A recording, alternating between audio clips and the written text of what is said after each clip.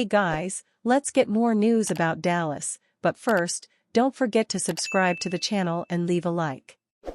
Cowboys host 32 interception veteran ahead of draft.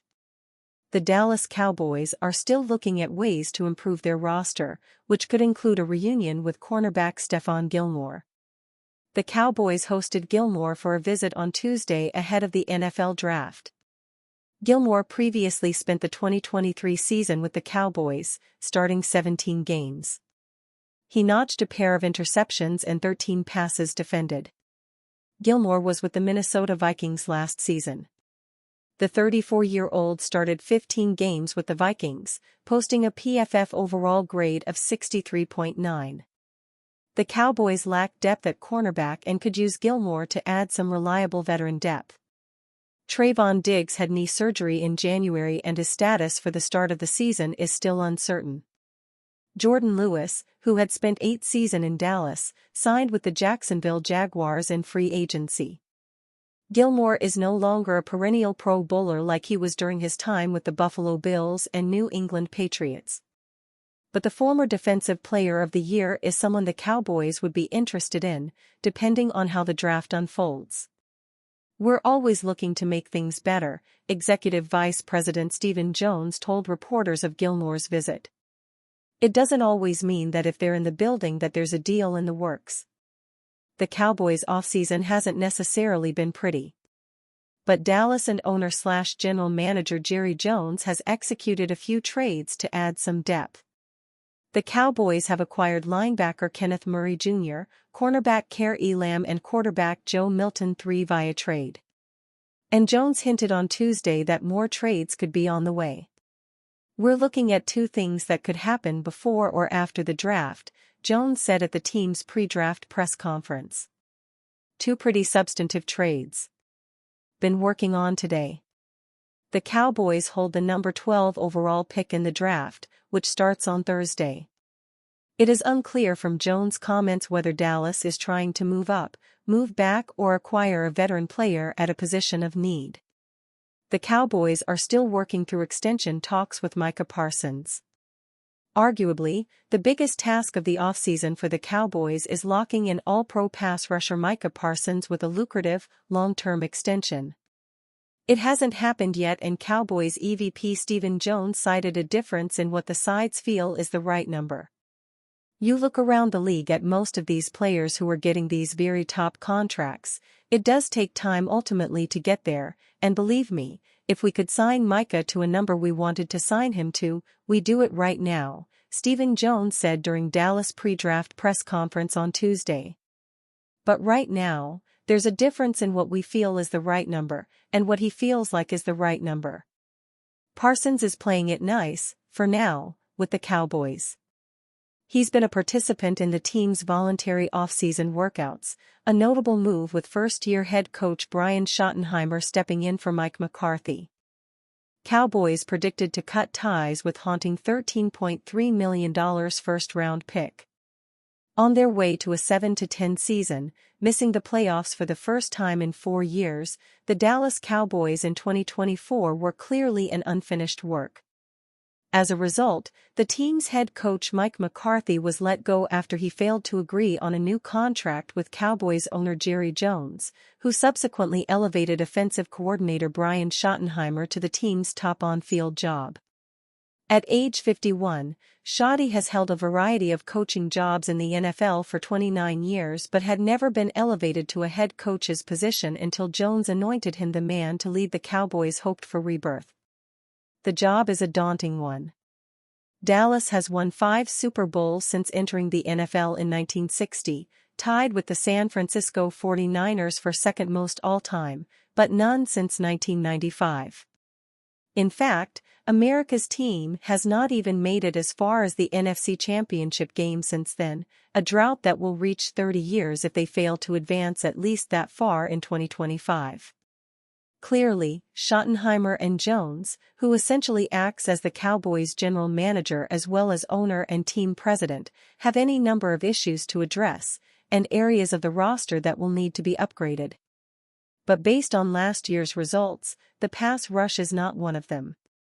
Last season, the Cowboys placed third in the league in sacking the opposing quarterback, getting the job done 52 times. Dallas also ranked second in quarterback pressures with 180, and first in pressure rate, registering a pressure in 30.1% of all quarterback dropbacks. Even with that level of pass rush efficiency, however, there was one member of the core who was not pulling his weight. That was 337-pound defensive tackle Mazi Smith, who contributed just one to the Dallas sack total, and was responsible for only 22 solo tackles. By contrast, the league leader among defensive tackles, Jeffrey Simmons of the Tennessee Titans, compiled 41 solo tackles. The Cowboys selected Smith out of Michigan, using their first-round pick on the Michigan native, 26th overall, in 2023. At the time, Smith seemed like an exciting pick, even as a first-rounder. On his annual ranked list of college football freaks, meaning the most extraordinary physical specimens in each draft class, Athletic NFL analyst Bruce Feldman rated Smith number 1 overall, ahead of Ohio State wide receiver Marvin Harrison Jr., who was picked 4th overall the following year by the Arizona Cardinals. The 6'3", 337-pound senior has rare power and agility.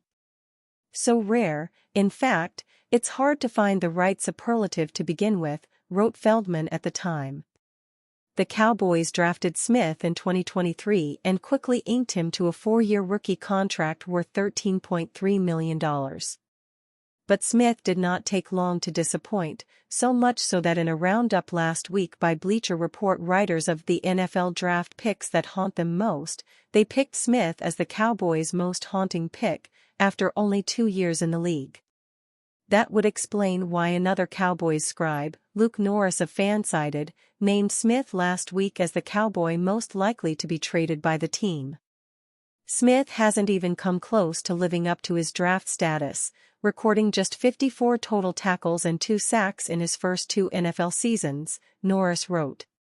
The Michigan alum started all 17 games for Dallas this past season and was classified as one of the league's worst defensive linemen by the fine folks at PFF, earning a 34.8 overall grade to rank 207th of 219 players.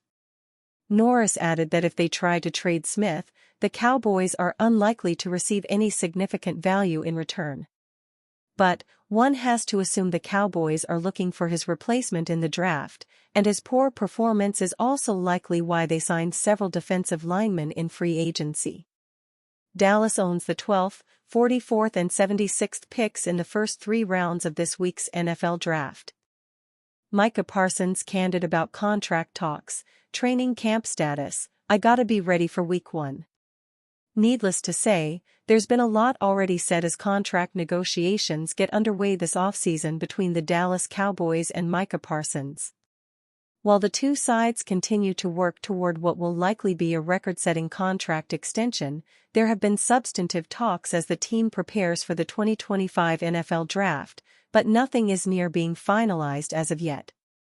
When asked about the status of the dialogue on Tuesday, owner and general manager Jerry Jones revealed the Cowboys have made an offer of some sort that includes a dollar amount and multi-year term, but did not disclose those exact terms. That does show there has been traction, though, and mostly between the Cowboys front office and David Mulugheta, Parsons' agent, an assumption gleaned from the fact Parsons, speaking from the 2025 Reliant Home Run Derby only a few hours later, noted he's not involved in the negotiations at this point, and that his agent would call him once the deal is done. The 3-time All-Pro pass rusher opened up about that and much more after helping to raise hundreds of thousands of dollars for local charities by stepping up to the plate at Rough Riders Stadium in Frisco, and continues to look forward to doing that exact thing for the Cowboys going forward. Everyone's got a different perspective, but, talking to Shoddy, and him, telling me how important it is for me to be there, and what he's trying to prove and show to the team, I just thought it was important. 1. For me and my relationship with our new head coach to understand where he's coming from and help him in any way I can to go on this run. Shoddy showed up to my event, and Shoddy's been around to try and build relationships. So I feel like we're at the point where if he asks her for me to come in for the leadership aspect, and to be around the guys, and show face, that's something I want to do for my coach. I mean, for me, it's not really like walking the walk. It's just me.